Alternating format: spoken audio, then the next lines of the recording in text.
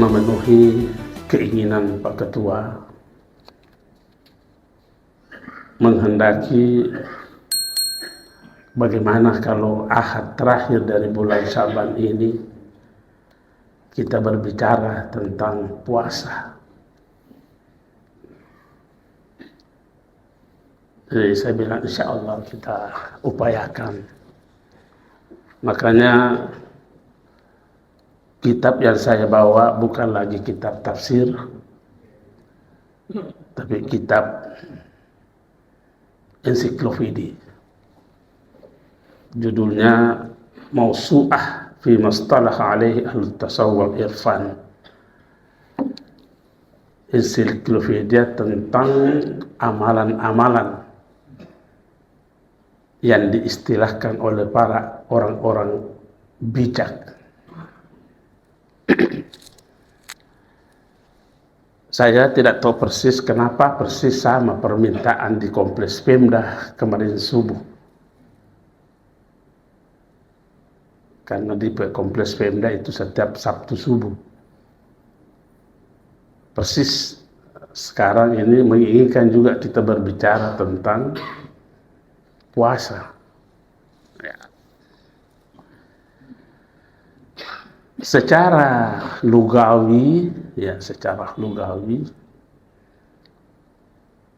puasa dalam bahasa Al-Quran, bahasa As-Sunnah adalah as-saum atau siam atau kata kerja yang lain.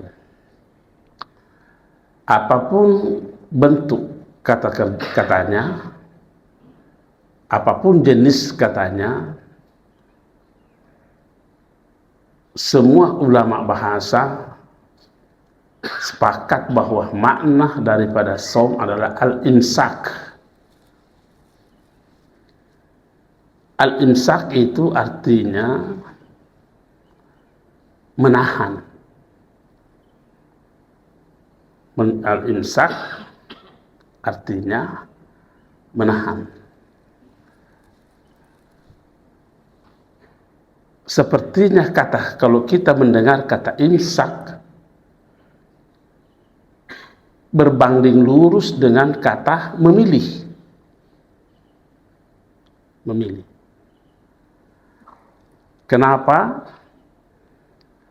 Kalau kita menahan diri dari sesuatu, artinya apa? Karena kita memilih sesuatu untuk kita.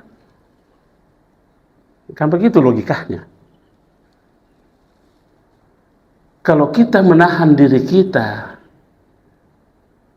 pasti ada pilihan yang terjadi, ada proses pilihan yang terjadi. Nah sekarang ini Allah memilihkan kepada kita ya, untuk menentukan pilihan dengan menahan diri dari apa yang dilarang oleh Allah. Itu pengertian bahasanya dulu. Dan apapun yang kita lakukan atau apapun yang kita tidak lakukan tapi hadir dalam sebuah keinginan, pasti terjadi proses memilih. Contoh, kita berkata kepada seseorang, dari mana kau? Dari mana kau? Itu yang kita pilih. Kenapa itu yang kita pilih? Karena kita tidak mampu menahan diri. Karena ada sesuatu yang memaksa kita untuk mengatakan itu. Kenapa kita tidak memilih berkata dari mana kita? Ada terjadi proses pilihan. Ada terjadi proses pilihan. Nah, apapun yang kita wujudkan dalam kehidupan kita, pasti ada konsekuensinya, ada perhitungannya Allah. Itu dikatakan wa in tubdu ma fi anfusikum aw tukhfuhu yuhasibkum bihillah. Itu kata syarat, bersyarat, memerlukan ada tindakan lebih lanjut daripada itu. Nah, ada perbuatan yang menyertainya. Jika kamu bersyukur, ada perbuatan yang menyertai itu. La azidannakum, perbuatan bertambah.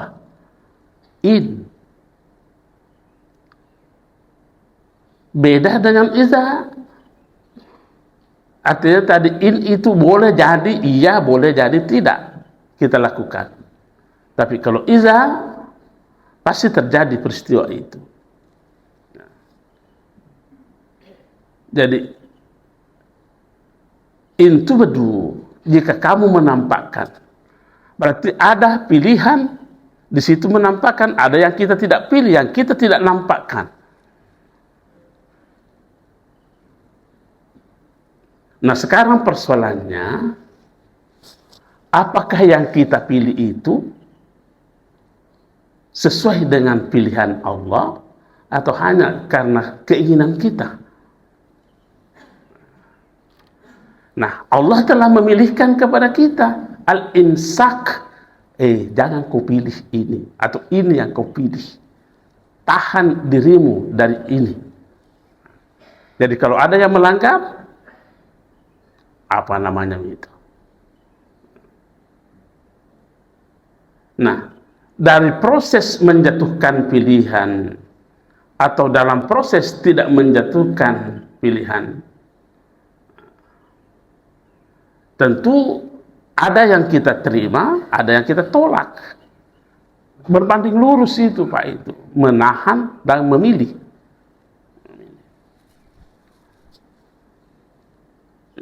Nah, sekarang persoalannya puasa menahan diri. Secara ilmu syariah, ilmu fikih, ya kita sudah tahu bahwa puasa itu adalah menahan makan, minum, atau segala yang membatalkan puasa bersama dengan istri umpamanya. Tanda tanya besar bagi para orang-orang bijak, ahli irfan, mana yang lebih gampang menahan diri dari makan, menahan diri dari minum, menahan diri tidak bergabung dengan istri dibanding menjaga kesadaran kita.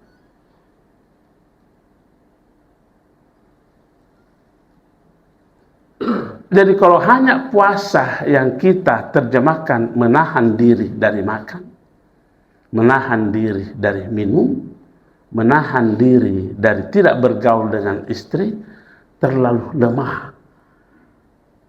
kita itu. Terlalu lemah. Betapa gampangnya itu melakukannya.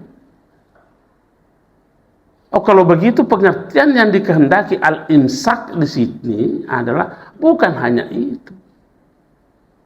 Tetapi yang diinginkan adalah bagaimana memelihara, menjaga, memilih untuk tetap kesadaran ini hadir dalam diri kita.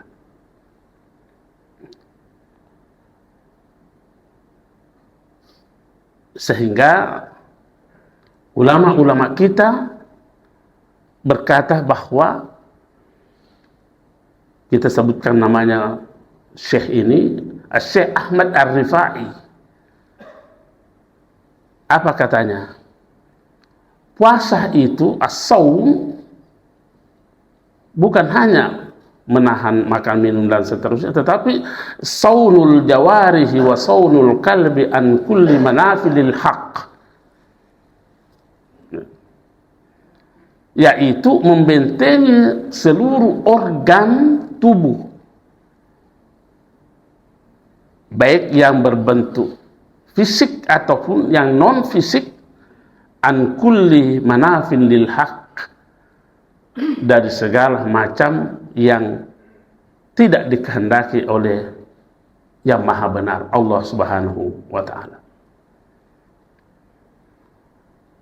Kalau Syekh Najamuddin Al-Kubra berkata, apa itu as-siyam? As-siyam adalah huwal imsaku an mulahatil aghyari wa talabil ikhtiyari war rukun ila ghairil malikil jabbari.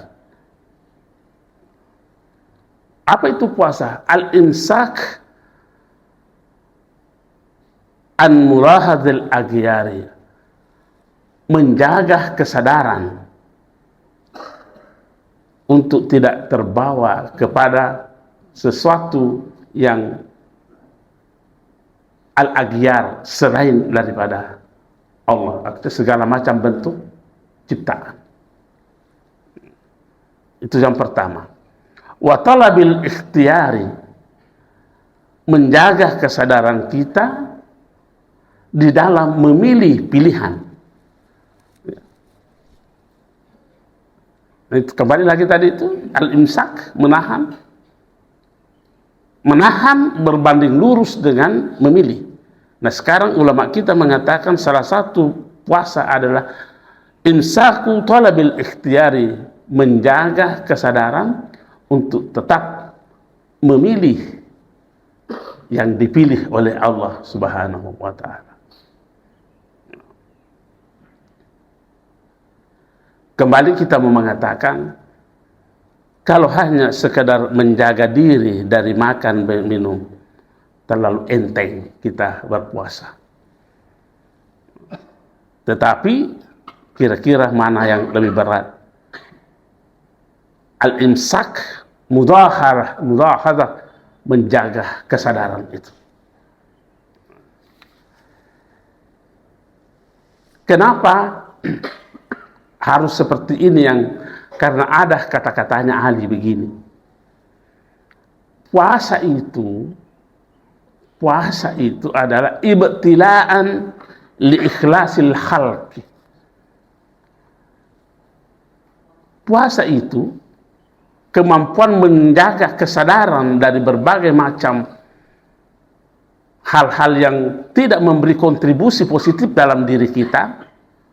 Apa kata Ali? Ibtilaan li ikhlasil haqi, tolok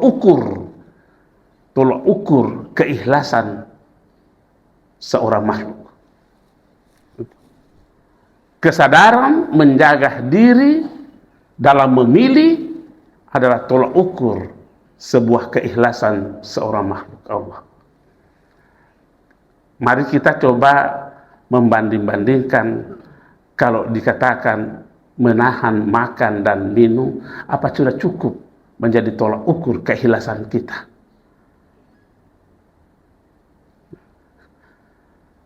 Apa cukup menahan diri makan, menahan diri tidak minum, menahan diri untuk tidak bersama dengan istri, dalam bercampur dengan istri?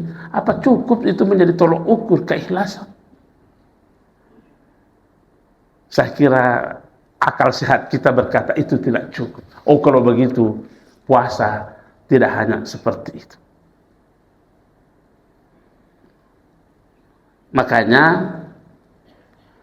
ada pandangan ulama namanya Al-Imam Al-Qushairi. Imam Al-Qushairi dalam mengartikan puasa enak sekali didengar. Apa kata-kata beliau? Man syahida sahra sama lillah, wa man syahida khaliqa syahri sama billah. Barang siapa yang menyaksikan bulan Ramadan, maka ia berpuasa untuk Allah, lillah. Tetapi wa man syahida khaliqas syahri sama billah, Tetapi siapa yang menyaksikan penciptanya bulan Ramadan, maka ia berpuasa bukan lillah tapi billah. Nah, kita ini apakah berpuasa karena hanya menyaksikan bulan Ramadan, atau kita menyaksikan penciptanya bulan Ramadan? Apakah kita berpuasa karena lillah atau billah? Mari kita baca apa yang kata-kata beliau. Fasawmu lillahi yujibul masubata, wassawmu billahi yujibul kurbata. Kalau ada orang yang berpuasa karena hanya melihat, menyaksikan bulan Ramadan, maka puasanya diberi pahala. Tetapi orang yang berpuasa karena menyaksikan yang menciptakan bulan suci Ramadan, maka ia ditakdirkan al-qurbah, senantiasa kebersamaannya dengan Allah.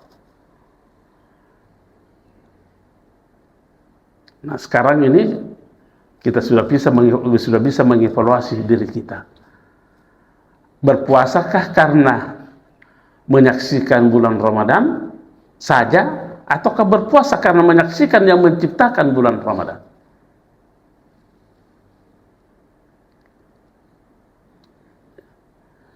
Berpuasa lillah atau berpuasa billah? Kembali lagi kepada kita tadi itu. Seperti apa kita mampu menjatuhkan pilihan dalam kehidupan kita ini? Wa in tubdu ma fi anfusikum aw tukhfuhu yuhasibakumullah. Pasti Allah punya perhitungan apapun yang kita. Dan jatuhnya pilihan kita pasti ada kesadaran apa yang menyertai pilihan itu.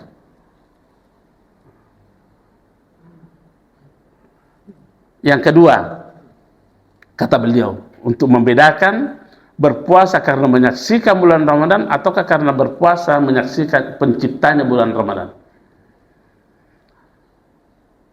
Fasawmu lillahi tahqiqul ibadah, wassawmu billahi tahsisul iradah. Orang yang berpuasa karena menyaksikan bulan Ramadan, maka ia telah membuktikan salah satu ibadah, membuktikan salah satu bentuk ibadah.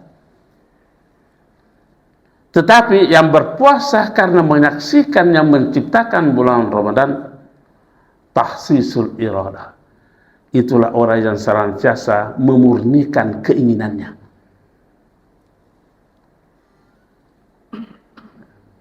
Mana kira-kira yang lebih heboh ini kalau begini? Kita mau kemana ini? Kita berada di mana ini dalam posisi? Masih belum memberikan perbandingan. As-sawmu lillahi sifatu kulli abidin. Puasa karena menyaksikan bulan Ramadan lillahi, sifat adalah salah satu sifat seorang yang menegakkan satu ibadah. Itu puasa. Tetapi wassaumu billahi na'tu kulli qasidin. Orang yang berpuasa karena menyaksikan pencipta daripada bulan Ramadan ini adalah sifat dari seorang hamba yang senantiasa berorientasi kepada Allah.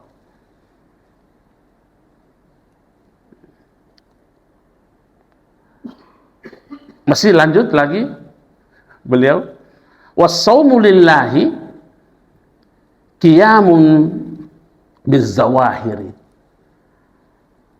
wassaumu billahi qiyamun biddamair. Orang yang berpuasa karena menyaksikan bulan suci Ramadan, itu artinya dia telah menundukkan organ zahirnya, organ fisiknya untuk melakukan sebuah ibadah. Tetapi berpuasa karena menyaksikan yang menciptakan bulan Ramadan, qiyamun bid-dhamair, artinya ia telah memfungsikan nuraninya.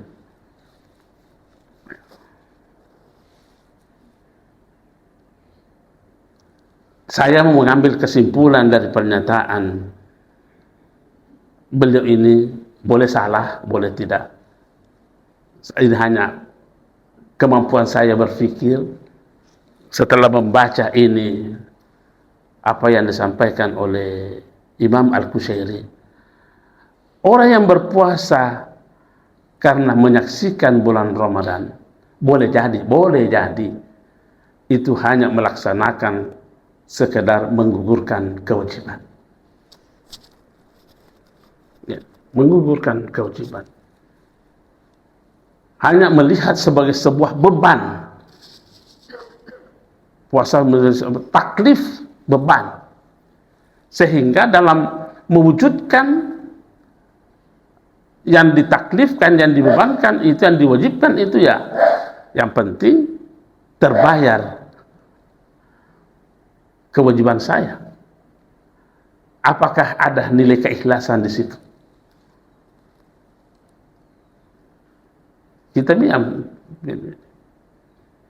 Tetapi jadi saya ulangi lagi, orang yang berpuasa karena menyaksikan bulan Ramadan itu hanya sekedar, boleh jadi hanya sekedar menggugurkan kewajiban. Tetapi berpuasa billahi karena menyaksikan yang menciptakan bulan Ramadan, itu artinya bahwa ia mampu menggugurkan segenap atribut-atribut dirinya, sehingga yang nampak adalah bertajalli, bermanifest adalah atribut-atribut Allah. Saya mau kembali lagi mengulangi, dengan berkali-kali kita yang banyak merusak, mengganggu kehidupan kita adalah atribut kita, atribut diri kita ini. Sekali bahwa kita tidak mungkin melenyapkan atribut itu, karena saya sebagai seorang ayah dari anak saya susah menghilangkan atribut itu. Tapi terkadang atribut ini yang membuat saya salah menentukan pilihan. Sekalipun kita tidak mampu menghilangkan atribut itu, tapi kita mampu mengabaikannya. Kita mampu mengabaikannya. Kita susah menghilangkan atribut itu. Sebagai seorang suami dari istri kita. Tapi boleh jadi atribut ini yang memaksa kita untuk melakukan, menjatuhkan pilihan yang salah. Apa yang salah kalau begini? Al-imsak tidak berlaku baik, tidak berfungsi baik. Tidak berfungsi baik al-imsaknya, menahannya.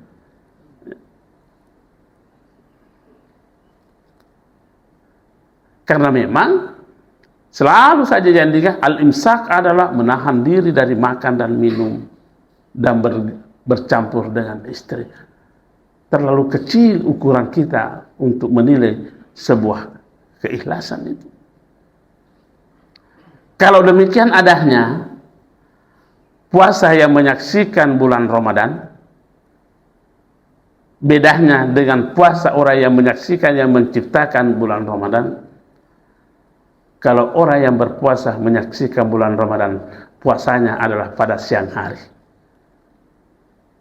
Mulai dari terbitnya fajar sampai terbenamnya matahari. Tapi orang yang berpuasa menyaksikan penciptanya bulan Ramadan, puasanya siang dan malam. Kapan dia berbuka puasa? Kata ulama kita, hatta yalqi rabbahu, ketika ia menyaksikan Tuhannya.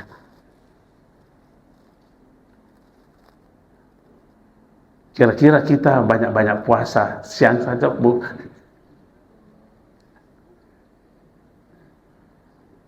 Sudah mau buka. Ya itu secara syariah sudah memenuhi kriteria. Tapi apakah kita cukup dengan itu?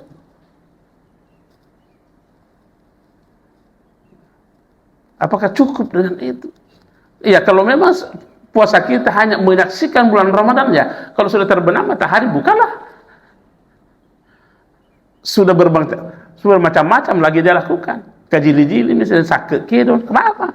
Karena memang puasanya hanya pada bulan. Tapi orang yang berpuasa menyaksikan al-imsak, menahan diri puasanya karena melihat yang menyaksikan, yang menciptakan bulan Ramadan, siang imsak, siang malam imsak. Karena memang pemahamannya terhadap Allah Subhanahu wa taala tidak ditentukan oleh waktu.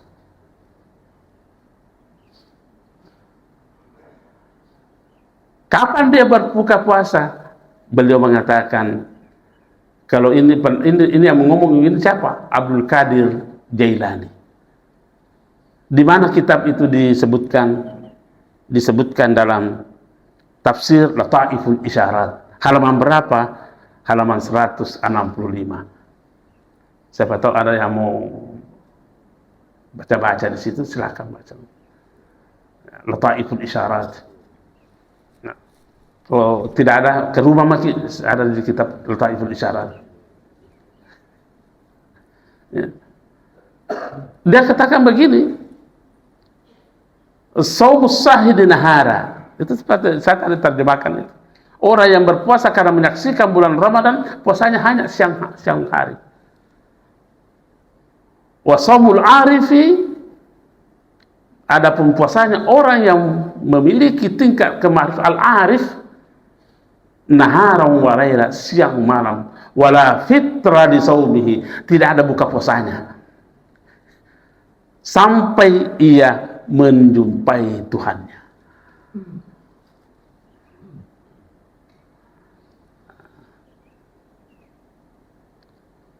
Ada seorang ulama perempuan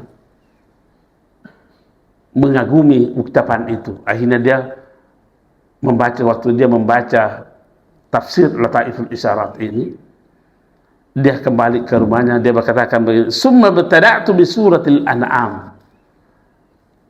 Setelah itu saya kembali ke rumah dan saya membaca surah Al-An'am. Falamma wasaltu ila qaulihi ta'ala, setelah saya sampai membaca firman Allah, lahum darus salami inda rabbihim, mereka-mereka itulah yang mendapatkan tempat yang selamat di sisi Tuhannya. Ini seorang ulama perempuan ini tergugah dengan ungkapan itu. Oh, ternyata bertemu dengan Allah adalah Darussalam, tempat kedamaian, dan itulah buka puasa. Sekian dan terima kasih. Assalamualaikum warahmatullahi wabarakatuh. Bagi jemaah yang ingin bertanya, dipersilakan. Bismillahirrahmanirrahim. Assalamualaikum warahmatullahi wabarakatuh. Waalaikumsalam. Mendengar pemaparan Pak Kiai tadi, artinya untuk sementara saya mengambil suatu pemahaman bahwa puasa ini ritual pelaksanaannya bukan sebagai tujuan. Jadi karena kebanyakan kita itu bahwa pelaksanaan puasa itu hanya dijadikan sebagai tujuan, padahal dibalik hanya pemahaman saya seperti ini, bahwa yang kita inginkan adalah syauk, habbah. Syauk berarti kerinduan, habbah adalah kecintaan. Karena kalau hanya sekedar ritual pelaksanaannya berarti berhitung pahala, padahal pahalanya adalah suatu kerahasiaan. Pahala puasa adalah kerahasiaan Allah. Sama dengan sabar itu pahala tanpa batasan. Jadi mungkin pelaksanaan ritualnya ini adalah sebagai media, bukan tujuan, untuk bertransformasi kepada esensi yang sebenarnya, syaud dan habbani. Mungkin demikian Pak, hanya sekedar menekan barangkali. Terima kasih. Assalamualaikum warahmatullahi wabarakatuh. Ya, semua ibadah Pak begitu. Semua ibadah begitu. Kenapa Allah mewajibkan kita berpuasa? Karena kita ibaratnya kita disuguhkan sebuah energi yang baru untuk menghadapi kenyataan. Karena manusia ini lemah, kurang energi. Karena terkadang kita salah memilih. Untuk kita tidak salah pilih, Allah lagi kasih kita pendidikan ini, tambah energi ini supaya kau tidak salah pilih dalam berperilaku. Ya. Mengapa lagi bulan Rajab? Sekarang persoalannya kita lihat ini. Apa yang kita telah dapat dalam bulan Rajab sebagai energi untuk mengantar kita sampai kepada tidak salah pilih? Sekarang di bulan Sya'ban ini, apa yang telah kita dapat di dalam bulan Sya'ban ini untuk menambah energi baru kita?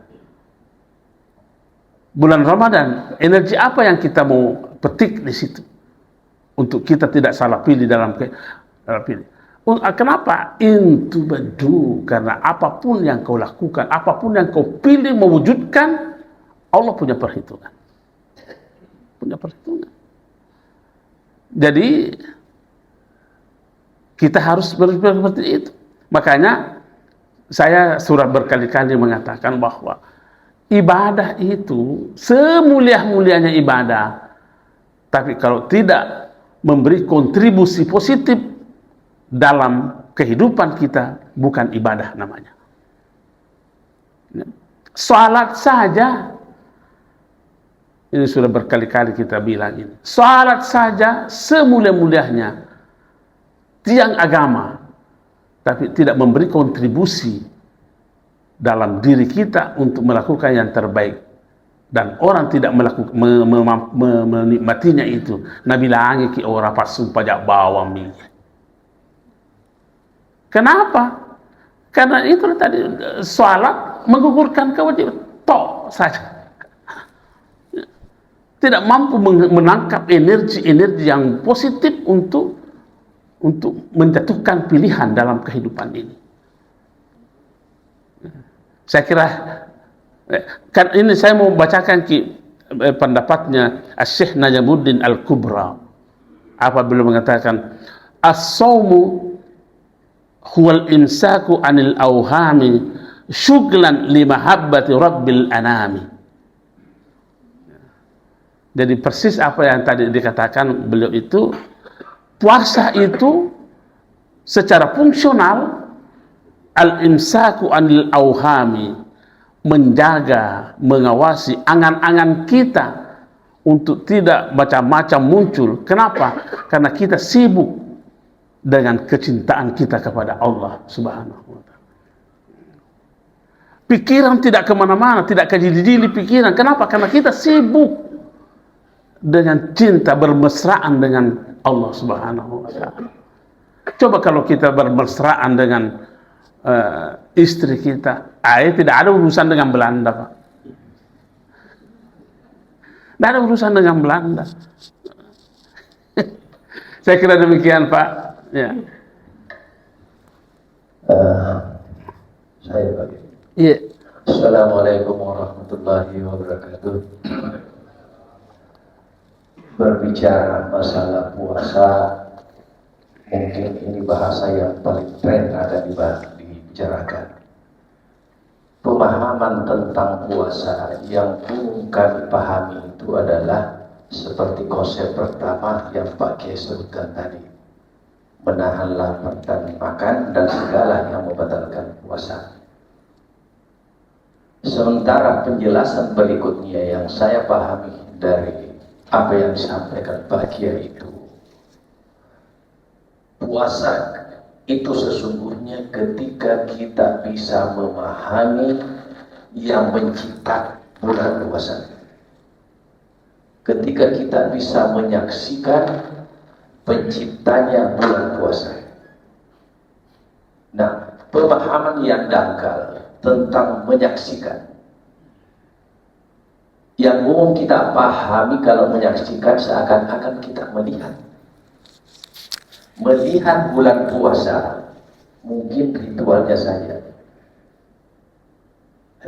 saja, sehingga ayat yang kita kenal yang paling tren dibahasakan di dalam bulan suci Ramadan itu ya ayyuhallazina amanu dan seterusnya.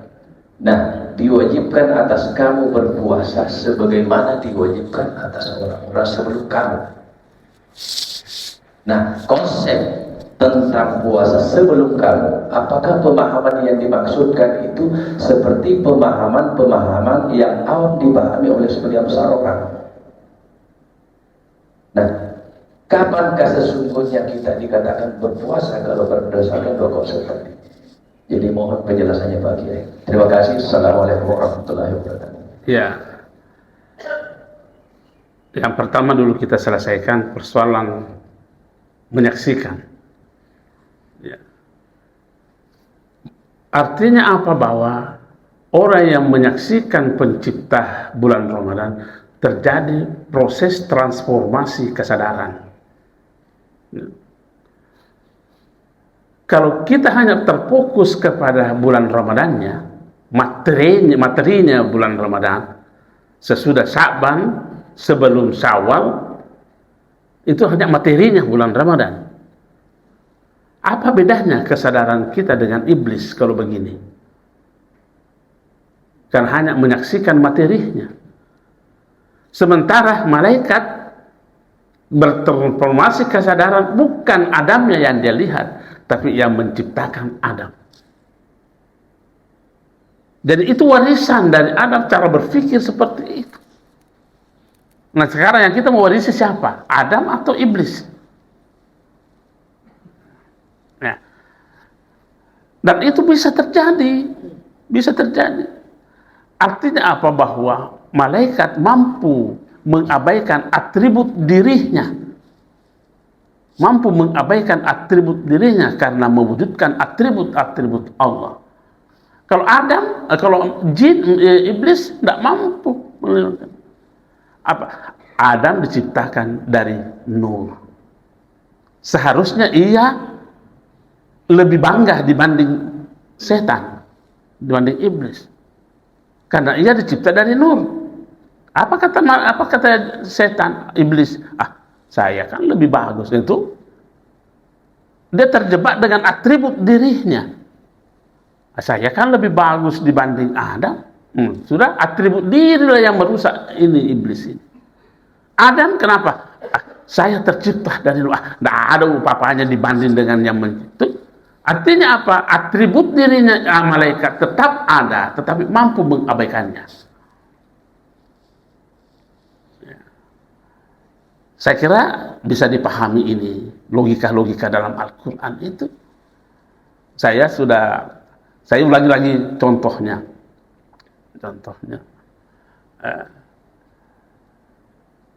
Bahwa kesadaran bertransformasi, kesadaran itu mutlak kita lakukan. Apalagi dalam interaksi dengan Allah. Dalam kehidupan ini pun. Contoh konkret dalam kehidupan kita ini. Ada mobil di depan ini. Dua, mobilnya Ruslan dan mobilnya gubernur. Samakah Bapak memperlakukan mobil itu?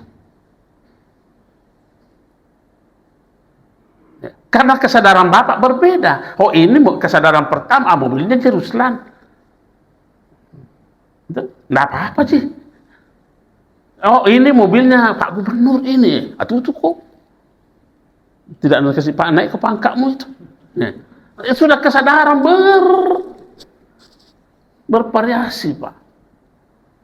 Nah, sekarang ini kesadaran apa yang harus kita hidupkan?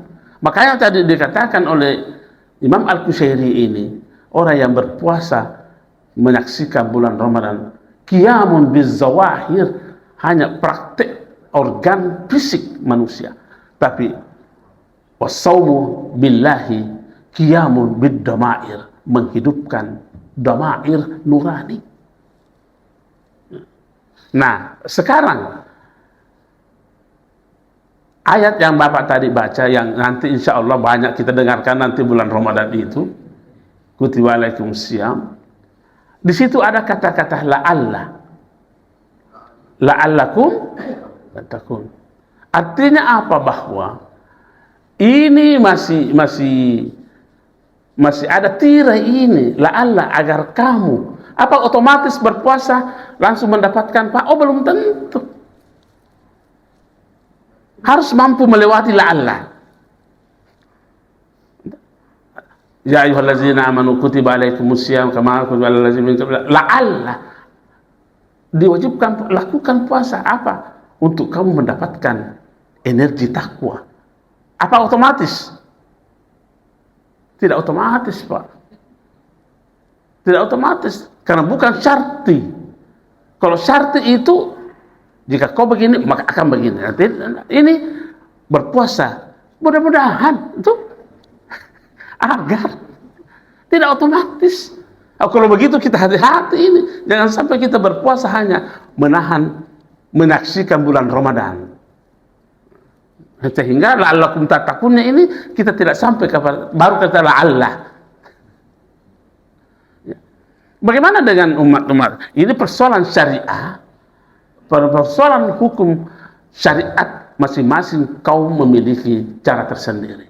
Nah, Rasulullah Sallallahu Alaihi Wasallam memberikan protap berpuasa secara syar'i, mulai dari terbitnya fajar sampai terbenamnya matahari.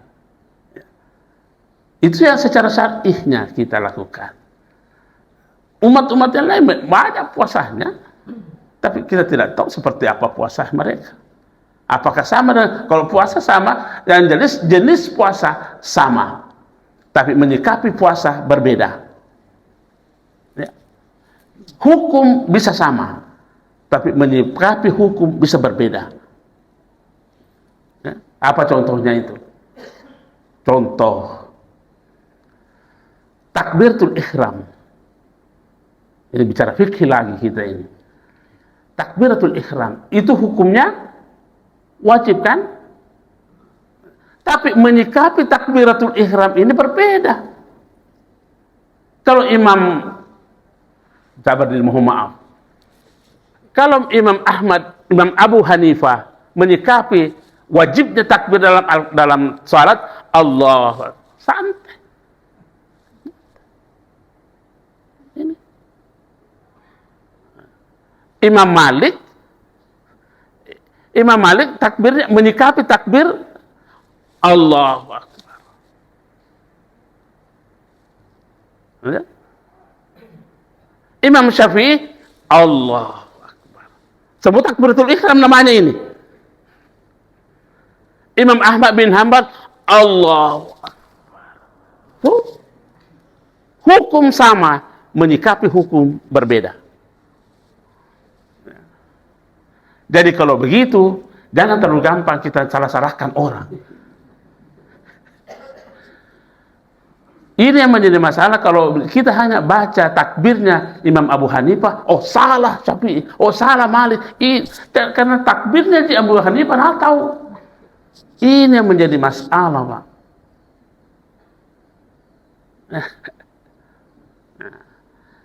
Jadi begitu. Ya. Sedikit lagi, Bro. Dari penjelasan tadi, saya bisa menyimpulkan bahwa tidak sedikit di antara kita puasa hanya mengenal kulitnya saja. Boleh jadi puasa yang selama ini kita lakukan karena kita tidak menyaksikan tadi penciptaan tentang bulan Ramadan itu, sehingga pahalanya kabur. Ya. Atau tidak jelas, mohon penjelasan. Saya tidak mau menggugat kesimpulannya Bapak. Betul, saya tidak mau menggugat kesimpulannya Bapak, tapi jangan makin urusi orang Pak. Kita mau bilang, apakah saya masuk di situ atau tidak? Ya, kadang mengatakan, oh, kalau begitu banyak, oh, jangan dulu, kita dulu. Apakah kita tidak masuk di situ? Tidak. Mohon maaf, saya tidak menggugat kesimpulan Pak. Ya, silakan. Ya, ini hari terakhir ini. Tapi apa bedanya?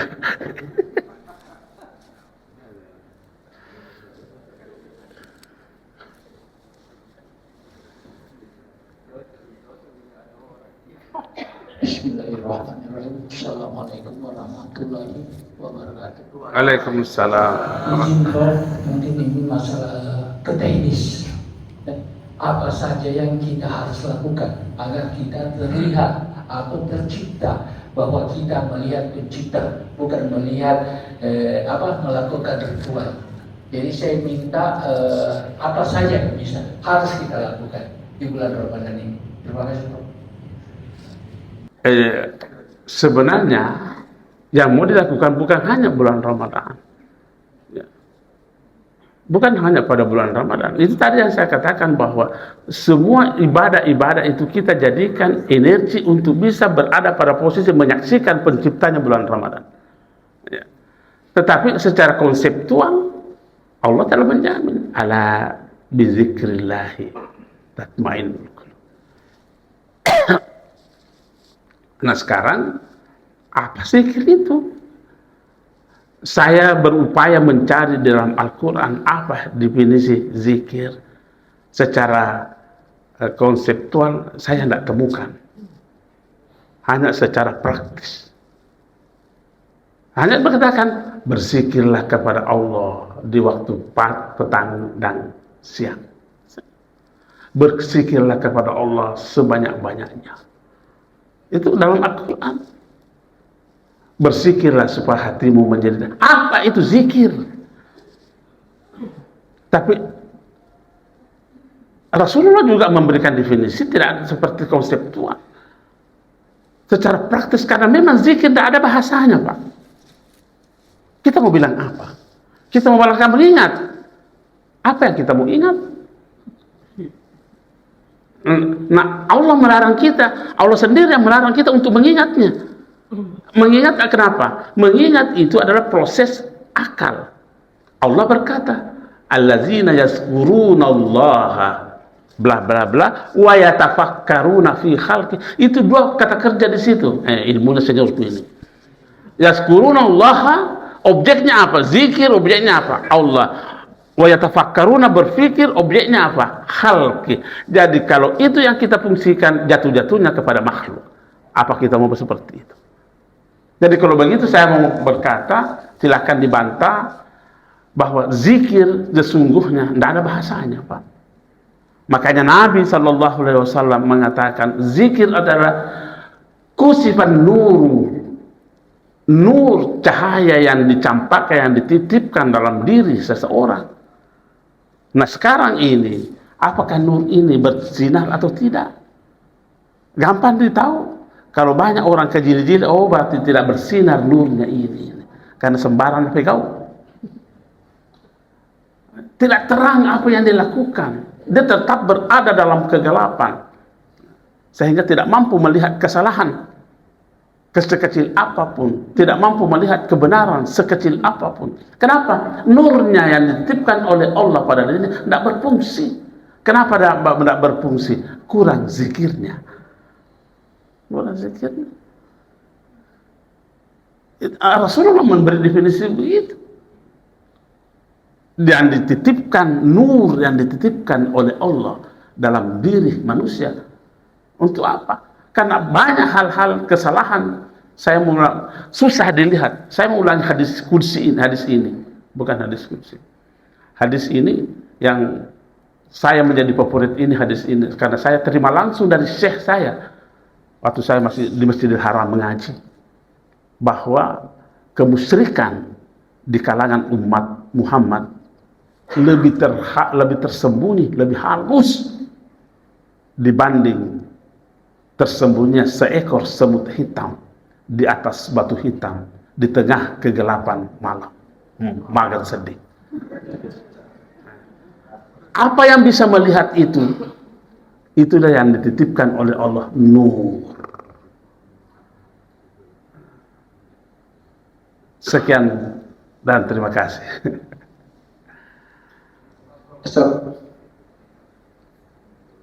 Ya, Senyor, silakan Senyor. Assalamualaikum Pak Prof.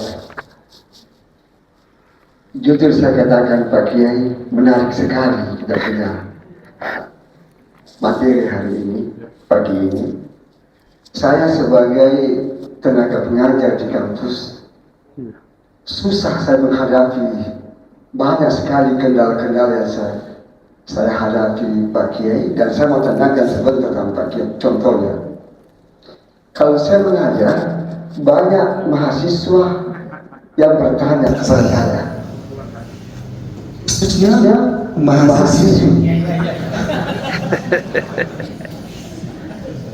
Ya, kita diabadikan dalam Al-Quran, zuhina linnasi hubbu syahwati minan nisa.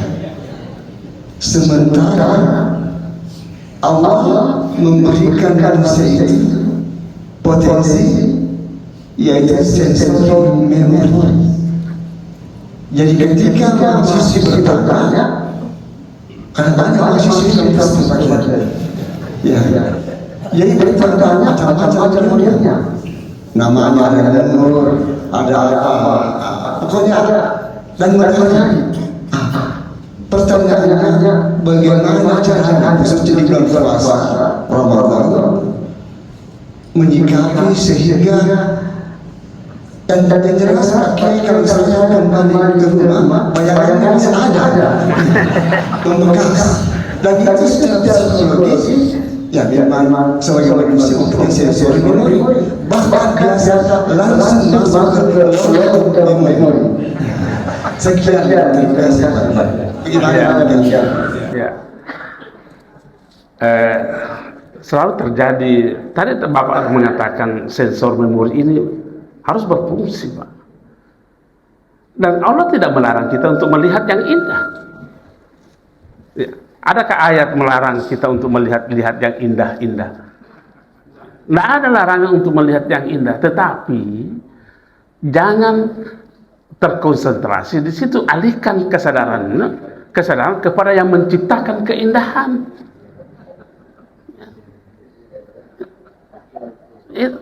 Apa kata Ibnu Arabi? Saya menyaksikan keindahan Tuhanku di perempuan yang cantik. Coba. Apakah larangan seperti itu? Silakan hadir kecantikanmu, tapi ada yang menciptakan di situ saya berada. Kader Pak Kiai. Sampai detik barusan ini masih ada bayangan. Tapi Pak Kiai mengatakan alihkan. Apakah sudah tepat kita alihkan keluar, sudah siap? Ya, saya kira demikian. Terima kasih, Senyor. Mohon maaf, saya secara pribadi memohon maaf kepada kita semua, karena ini ahad terakhir sebelum Ramadan. Mudah-mudahan kita berada pada bulan yang suci dan kita berada pada tidak ada sangkut pautnya nanti di akhirat.